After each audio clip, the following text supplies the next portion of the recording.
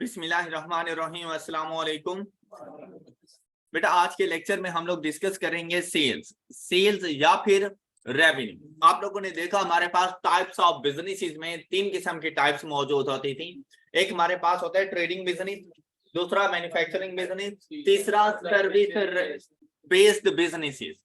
अब हम लोग यहाँ पर जो बात कर रहे हैं ज्यादातर ट्रेडिंग बिजनेस की कर रहे हैं। ट्रेडिंग बिजनेस में हमेशा गुड्स की सेल होती रहती है, सेल एंड परचेज। तो जब हम लोग गुड्स को सेल करते हैं, मतलब हमारे पास अब गुड्स आ चुके हैं, प्रीवियस लेक्चर में हम लोगों ने परचेजेस कर ली थी, हमारे पास अब गुड्स मौजूद हैं। उन गुड्स को क्या हम लोगों ने नुमाइश के लिए अपनी शॉप पे रखा हुआ है? किस पर्पस के लिए रखा हुआ है? For sale purpose. सेल किसको करेंगे?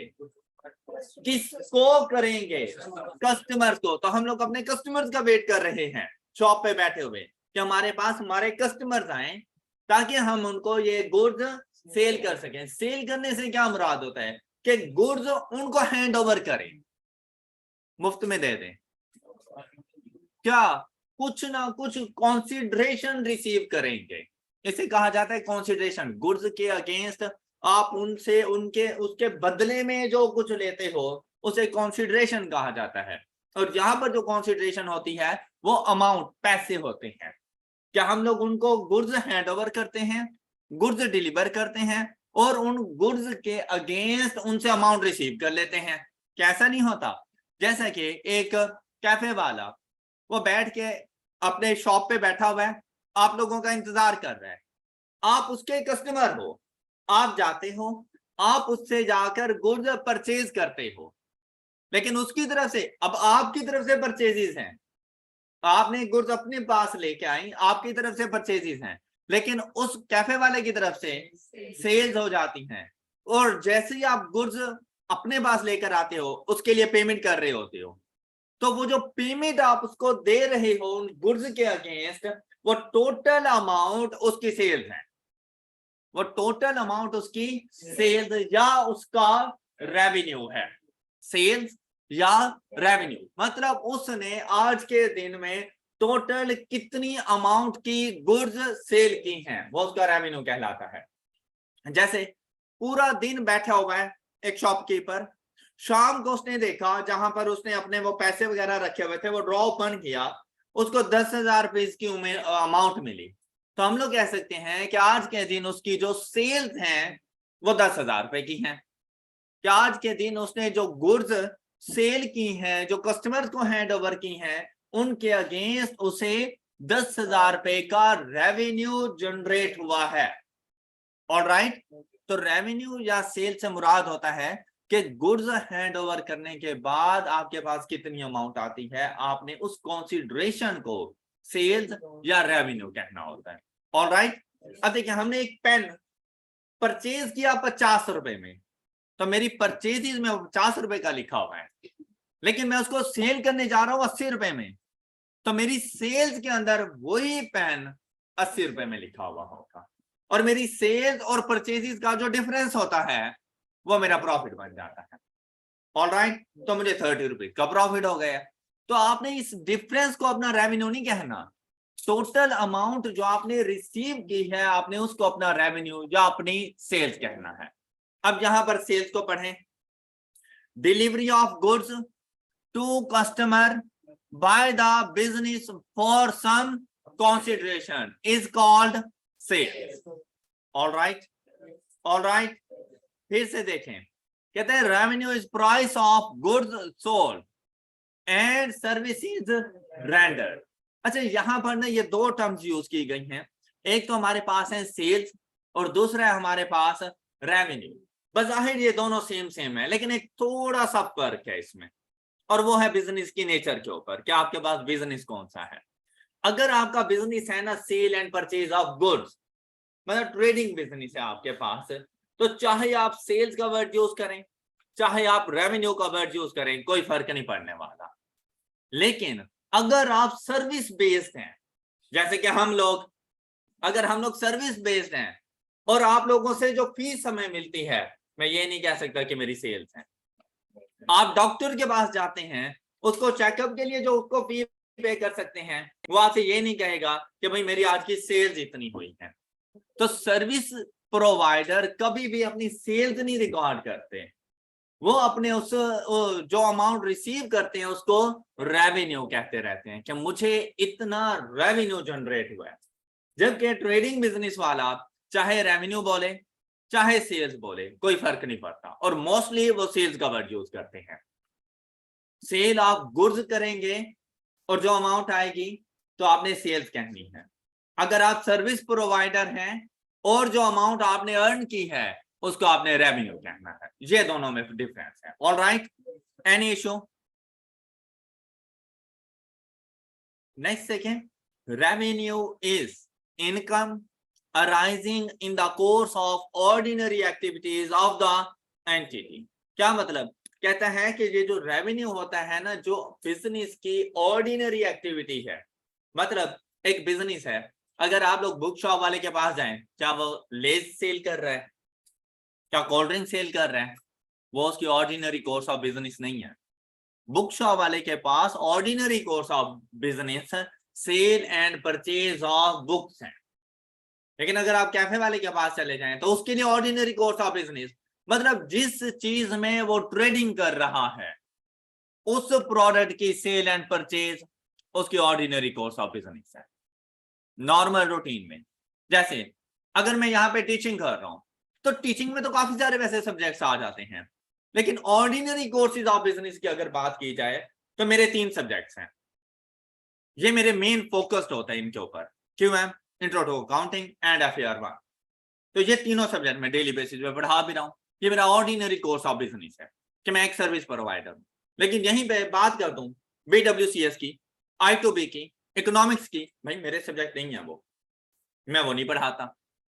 ऑल राइट, जो टीचर उसको पढ़ाता है वो उसके लिए ऑर्डिनरी कोर्स ऑफ बिजनेस कि नॉर्मल रूटीन के अंदर आप क्या कुछ करते हैं। तो नॉर्मली अगर मुझे देखा जाए तो मैं तो 3 सब्जेक्ट डेली बेसिस पे पढ़ा रहा होता हूँ, तो वो मेरे लिए नॉर्मल कोर्स ऑफ बिजनेस। तो यहां पर कहते हैं कि अगर आप लोग ऑर्डिनरी एक्टिविटीज बिजनेस की परफॉर्म करते हुए किसी किस्म की कोई अमाउंट रिसीव करते हो तो वो आपकी इनकम बेसिकली आपका रेवेन्यू कहलाती है।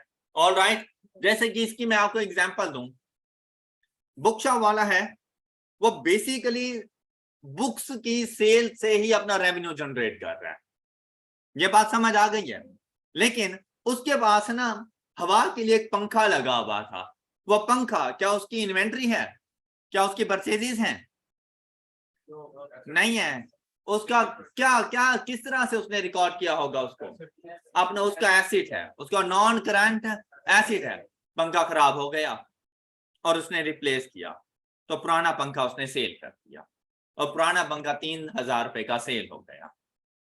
अपनी सेल्स रिकॉर्ड करें उसको, बस यही चीज अकाउंटिंग कह रही है कि अब देखो 3000 तो तुम्हारे पास आए हैं, अभी भी सेल से ही आए हैं, लेकिन अब ये जो सेल थी ये आपकी परचेजेस की सेल नहीं थी, ये आपके फिक्स एसेट की सेल थी, इसको सेल्स नहीं कहता। ये बात समझ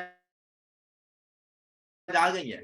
इसको अपना रेवेन्यू नहीं कहना आप लोगों ने। ये फिक्स्ड एसेट की सेल से अगर आप, क्योंकि ये आपकी ऑर्डिनरी एक्टिविटी नहीं है, आप डेली बेसिस पे बैठकर पंखे की सेल परचेज नहीं कर रहे।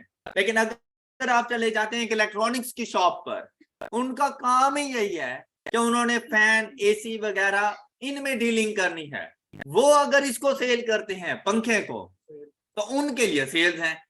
ये बात समझ आई आप लोगों को? तो बिजनेस टू बिजनेस ये चीजें वेरी कर रही होती हैं कि अगर आपके लिए फिक्स एसिड है तो फिक्स एसिड आप परचेज कर सकते हो, तो फिक्स एसिड सेल भी तो करोगे।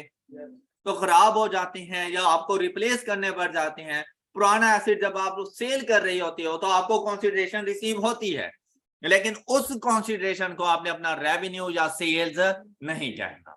ऑलराइट, फिर बात ये आती है कि भाई हम लोगों ने अपना रेवेन्यू रिकॉर्ड कब करना है। जैसे परचेजेस के लिए मैंने आपसे कहा था कि आपने अपनी परचेजेस कब रिकॉर्ड करनी है? जिस टाइम हम लोग गुड्स रिसीव कर लेते हैं। शॉर्ट फॉर्मूला यही है। इसके पीछे बैकग्राउंड क्या है?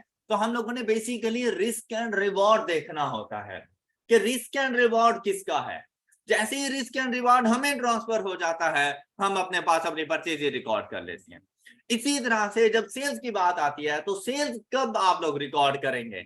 जैसे ही आप गुड्स अपने कस्टमर को हैंड ओवर करते हो, जैसे ही आप उन गुड्स का पोजेशन, गुड्स का टाइटल अपने कस्टमर के नाम कर देते हो, अब वो गुड्स आपके कस्टमर की हो गई हैं, आपकी नहीं है।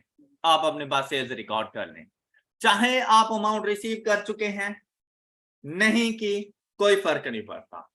गुड्स के टाइटल को देखो, रिस्क एंड रिवॉर्ड को देखो कि जैसे ही कस्टमर को रिस्क एंड रिवॉर्ड पहुंच गया, आप अपनी सेल्स रिकॉर्ड कर दें।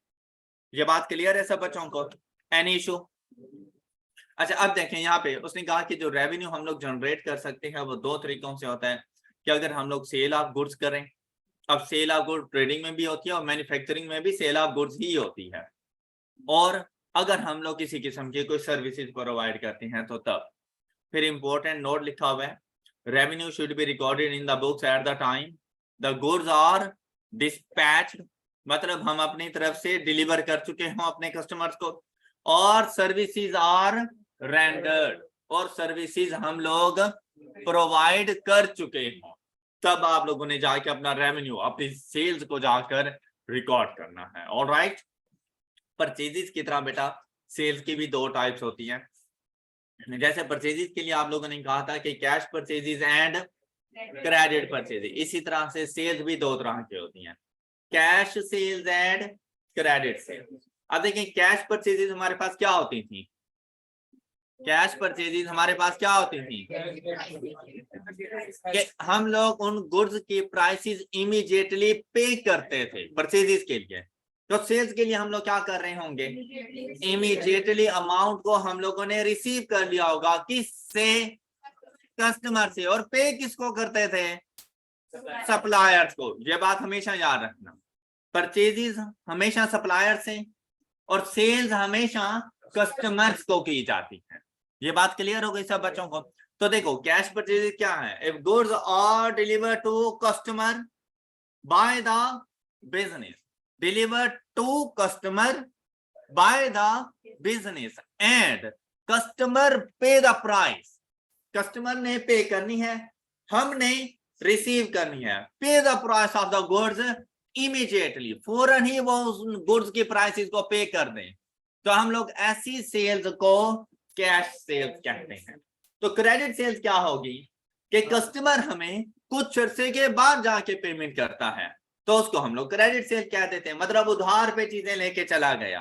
तो हम कह सकते हैं if goods are delivered to customer by the business and customer will pay the price of the goods in future, तो ये आपके पास क्रेडिट सेल्स हो जाएंगी। ये बात क्लियर हो गई? अब मैंने आपसे कहा कि जो आप लोगों ने सेल्स करनी है वो हमेशा कस्टमर्स को करनी है, चाहे आप कैश सेल्स कर रहे हैं और चाहे आप क्रेडिट सेल्स कर रहे हैं, आप उस पर्सन को कस्टमर कहेंगे।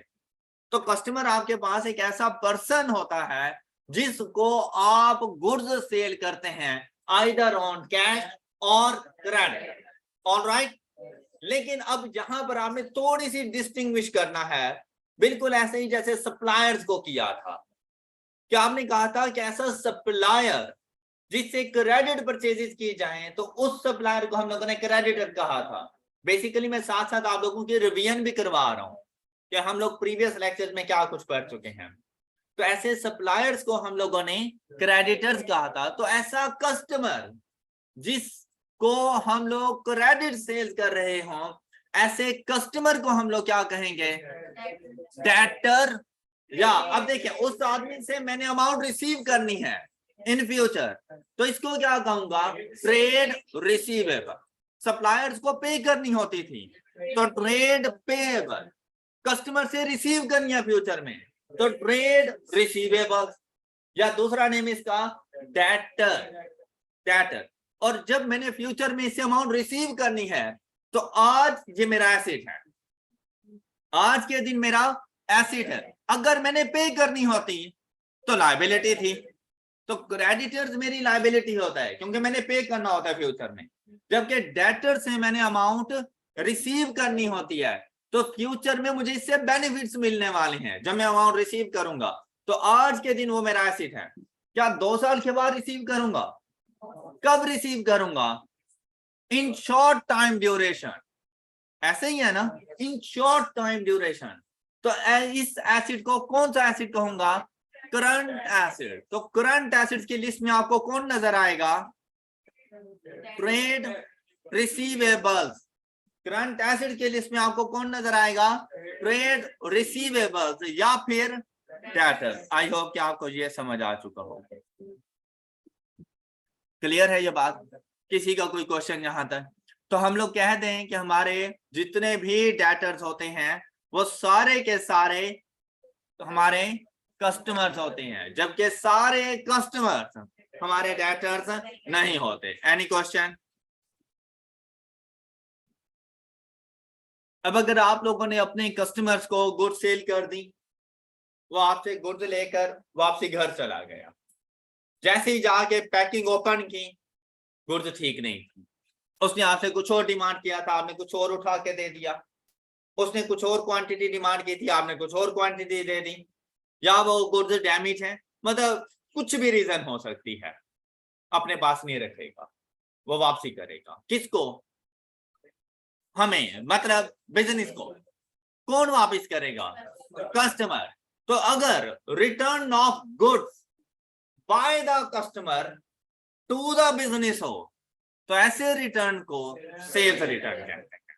अब देखें यही चीज कि purchasing return and sales return, भाई सिंपल सी बात है, ये बात तो कंफर्म है। कस्टमर रिटर्न कर रहा है तो सेल्स रिटर्न, सप्लायर्स को रिटर्न कर रहे हैं तो परचेजिंग रिटर्न। मतलब आपसे कहा जा सकता है बिजनेस को इन्वॉल्व ही ना करे, आपसे सिर्फ इतना कहते return of goods by the customer sales return, return of goods to the supplier purchase return. All right. अच्छा फिर से सुनो, return of goods to the business sales return, to the business return of goods by the business purchase return. अब supplier customer को नहीं ले, क्योंकि उसे पता है कि अगर मैं सप्लायर और कस्टमर लिखता हूं तो ये आइडेंटिफाई कर लेगा, वो टू और बाय के साथ खेलता है। अब देखिए पूरे सेंटेंस में ना सिर्फ यहां पे टू और बाय का फर्क है। Return of goods by the business या entity, return of goods to the entity.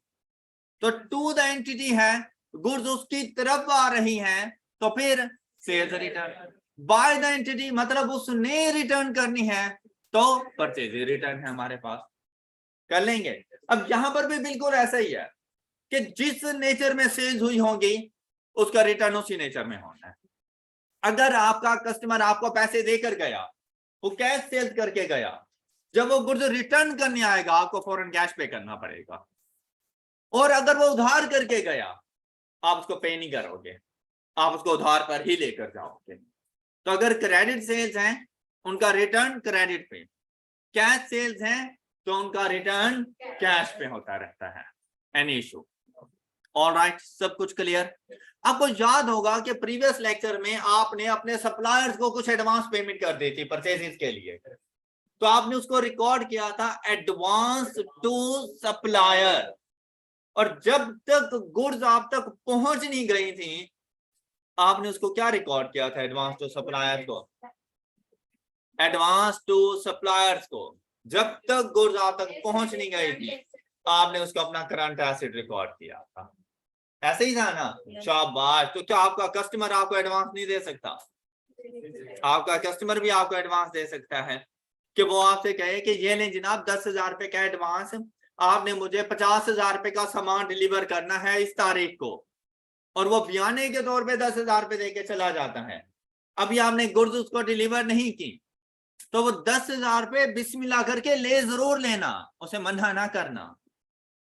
जो पैसा आ रहा हो उसको कभी ना ठुकराना, तो इसीलिए बिस्मिल्लाह करके ले लेना उससे। अब अपने पास अकाउंटिंग करना, भाई मेरे पास पैसा आया है कि मैंने फ्यूचर में, अब किस बात के लिए आया, मेरे ऊपर एक ऑब्लिगेशन आ गई कि मैंने फ्यूचर में गुड्स डिलीवर करनी है। तो मेरी जब ऑब्लिगेशन आ गई तो अब मेरी एक किस्म की लायबिलिटी बन चुकी है। तो जो एडवांस फ्रॉम कस्टमर होता है वो मेरी लायबिलिटी होता है जब तक कि मैं उसको गुड्स डिलीवर ना कर। तब तक वो मेरी लायबिलिटी रहेगा। क्या आपको मेरी ये बात समझ आई? तो एडवांस टू सप्लायर आपका एसेट होता है, current asset, and advance from customers आपके पास आपकी लायबिलिटी होता रहता है। ऑलराइट, क्लियर है? कोई ऐसा बच्चा जिसको ये कॉन्सेप्ट समझ ना आ रही? क्या पूरी क्लास मेरे साथ है? शाबाश। सेल्स रिटर्न क्लियर हो गए आप लोगों को? सेल्स रिटर्न के बाद हमारे पास आता है एक्सपेंसेस, कि जब भी आप लोगों को कोई रेवेन्यू जनरेट करना होता है, कोई सेल्स अर्न करनी होती है, तो आपको कुछ ना कुछ एक्सपेंसेस करने पड़ते हैं, तब जाके आप उस इनकम के काबिल होते हो। मसलन किस तरह से, अगर मैं एक छोटे से शॉपकीपर की एग्जांपल दूं, वो बैठ के गुड्स में ट्रेडिंग कर रहा है, सेल परचेज कर रहा है, वो जब गुड्स खरीदता है तो परचेजेस उसने कर दी, फिर उन गुड्स को सेल करता है, उसको रेवेन्यू जनरेट हो गया। अब क्या उसने अपने पास अपना हेल्पर नहीं रखा हुआ होता? एक दो लोग उसने अपनी हेल्पर के तौर पर रखे हुए होते हैं, खुद वो कैश काउंटर पे बैठा होता है, वो कहता है छोटे ये तोल कर दे। वो छोटे को क्या मुफ्त में रखा हुआ है उसने? क्या उसके ऊपर एक्सपेंस कर रहा है? क्या उसको सैलरी पे कर रहा है? तो अगर वो उसके बाद वो छोटा ना हो तो उसके लिए मुश्किल नहीं हो जाएगा कि कैश काउंटर पे भी खुद बैठे, वो गुड्स भी खुद हैंड ओवर करे कस्टमर को, कस्टमर ज्यादा हो जाए उसके लिए मसाइल बन जाए, इतने में एक गाड़ी आ जाती है, उसको जो परचेजेस की होती हैं हैंडल करना मुश्किल हो जाएगा। तो उसने 3-4 लोग अपने पास इंप्लॉयज रखे हुए होते हैं, तो उन इंप्लॉयज को सैलरी पे करता है, वेजेस पे करता है, वो सैलरी या वेजेस पे कर रहा होता है। अच्छा, जिस शॉप में बैठे उसका रेंट नहीं पे करता होगा? अच्छा, वो शॉप ना होती रेंट पर तो क्या अपना वो बिजनेस रन कर सकता था? क्या जरूरी नहीं था उसके पास शॉप का होना? और अगर अपनी नहीं है तो रेंट पे कर रहा है, ये उसका एक्सपेंस है। क्या उसने इलेक्ट्रिसिटी का मीटर नहीं लगवाया हुआ होगा? तो क्या बिजली का बिल नहीं पे करता होगा वो? तो इलेक्ट्रिसिटी का बिल जो पे करता है वो, क्या उसने अपने बिजनेस की मार्केटिंग नहीं की होगी? Advertisement expenses. क्या उसने अपने बिजनेस की इंश्योरेंस नहीं करवाई हुई होगी? Insurance expense. तो बिजनेस के तमाम एक्सपेंसेस जो बिजनेस की एक्टिविटीज परफॉर्म करने के लिए जरूरी होते हैं, वो सारे के सारे यहां पर आ जाते हैं। तो हम लोग इसको डिफाइन करते हैं, the cost incurred by a business for earning revenue. और ये जितनी भी चीजें होती हैं बेसिकली रेवेन्यू को जनरेट करने के, हमने परचेजेस क्यों की थी? बेसिकली रेवेन्यू जनरेट करने के लिए की थी। हमने बाकी तमाम एक्सपेंसेस क्यों किया? हमने शॉप क्यों रेंट पर ली? रेवेन्यू को जनरेट करने के लिए की थी। तो रेवेन्यू को जनरेट करने के लिए अगर हम किसी किस्म के कोई एक्सपेंसेस करते हैं तो वो बिजनेस के एक्सपेंसेस कहलाते हैं। अब इसकी एग्जांपल्स में salaries and wages, rent, bank charges, bank में अकाउंट ओपन है, आपको पता है कि बैंक वाले चार्जेस लेते हैं हमारे अकाउंट ओपनिंग के लिए, मंथली बेसिस पे डिडक्ट कर लेते हैं या फिर एनुअल बेसिस के ऊपर, लेकिन होते जरूर हैं। इवन कि आप एक ट्रांजैक्शन भी करो तो उस ट्रांजैक्शन के ऊपर ऑनलाइन चार्जेस आपको पड़ जाते हैं, तो वो भी बेसिकली बिजनेस का एक्सपेंस है। इसी तरह से अगर आपने अपने पास जो एम्प्लॉयज रखे हुए हैं उनको कमीशन पे करते हैं, आपने अक्सर देखा होगा ब्रांड्स वगैरह के ऊपर जब आप लोग जाते हैं तो उनका सेल्समैन जब आपको इंटरटेन करता है और आपसे कहते हैं कि ये चीज पैक करवा दो, वो बिलिंग के लिए जाता है तो उन्हें बताता है कि भाई ये मेरा कस्टमर है। दूसरा कोई आता है तो वो कहता है भाई ये मेरा कस्टमर है। क्या मतलब इसका? कि एंड पे उनका हिसाब होता है कि भाई तुमने टोटल हमारी 50,000 की सेल्स करवाई, ये 1% तुम्हारा कमीशन है, वो उसमें से उठा के उसको कमीशन पे करते हैं, वो इसीलिए होता रहता है। अब अगर वो कमीशन ना पे करें, सारे सेल्समैन सुकून से बैठे रहे, चल यार छोड़, मुझे तो मेरा डेली बेसिस का 2,000 रुपया मिल रहा है ना, मैं चाहे इनको एंटरटेन करूं या ना करूं। अब उन्हें पता है कि यार 1,000 रुपया तो मुझे मिलना ही है, लेकिन अगर मैं कस्टमर को इंटरटेन करूंगा तो वो लाजमी बात है जितने ज्यादा कस्टमर मैं ला के दूंगा इनको उतनी ज्यादा मेरी सैलरी बढ़ जाएगी, मुझे कमीशन मिल जाएगा। यही वजह होती है अपने कमीशन के चक्करों में आप वो जैसे ही कोई सूट वगैरह पहनते हो, शूज पहनते हो और वो तारीफें शुरू कर देता है, हालांकि आपको पता है कि यार नहीं अच्छा लग रहा, लेकिन वो कहते हैं सर कसम से बनाएंगे आपके लिए और ये आखिरी पीस है आप लें, और आप कहते हैं शायद बाकी दिल से तारीफ कर रहा है, तो बेसिकली अपना कमीशन अर्न करना चाह रहा होता है, आप पे वो चीज सूट नहीं कर रही होती। और जिसकी वो ज्यादा तारीफें करता है वो तो जरा भी नहीं कर रही हो। तो उनसे आप अक्सर ऐसा करते हैं, यार आप बताओ मुझे ये चीज कैसी लग रही है, ओए होए होए मस्त लग रही है, भाई उसने सेल करनी है, वो तो वो कहेगा आपको नहीं सर नहीं ये नहीं अच्छी लग रही, वो क्यों, कभी सुना है उसकी जुबान से? भाई उसने कमीशन अर्न करना है, आप उसके कुछ नहीं लगते, लेकिन जहां पे खड़ा हुआ है वो बहुत कुछ लगते हैं उसके, तो इसीलिए सेल कर रहा होता है। तो उसकी बातों में नहीं आ जाना भाई साहब, के पछता तो नहीं रहे कि यार कल मेरे साथ ऐसे ही हुआ था। गुड। फिर हमारे पास कुछ लीगल चार्जेस आ जाते हैं, मतलब जैसे हम लोग कोई चीज ट्रांसफर कराने के लिए फी पे कर रहे होते हैं, कोई हम लोग गवर्नमेंट को कोई फी वगैरह पे कर रहे होते हैं, कोई इस किस्म के legal charges, repairs and maintenance expense, कि जो गाड़ी हम लोगों ने रखी हुई थी अपना नॉन करंट एसेट वो खराब हो गई, मैकेनिक के पास लेके चले गए, अब ना लेके जाते क्या वो रन होती, तो हमारे लिए मसाइल पैदा हो जाते।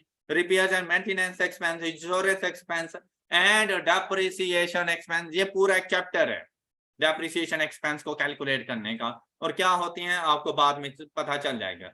लेकिन आई होप कि आप लोगों को एक्सपेंसेस का पता चल चुका है, ऐसा ही है ना। नोट देखें, कहते हैं expense should be recorded in books when it is incurred, मतलब पेमेंट से इसका कोई ताल्लुक नहीं है, आपने ये देखना है क्या ये एक्सपेंस हो गया। जैसे कि बिजली का बिल, बिजली का बिल, अब बिजली का बिल होता है हमारा जुलाई के मंथ का, पे कब करते हैं, अगस्त में, और अगस्त की 15 तक की डेट होती है, तो जिस मंथ में पे करेंगे उसका एक्सपेंस नहीं है ये जुलाई का है, तो जुलाई के मंथ को वो एक्सपेंस चार्ज करो।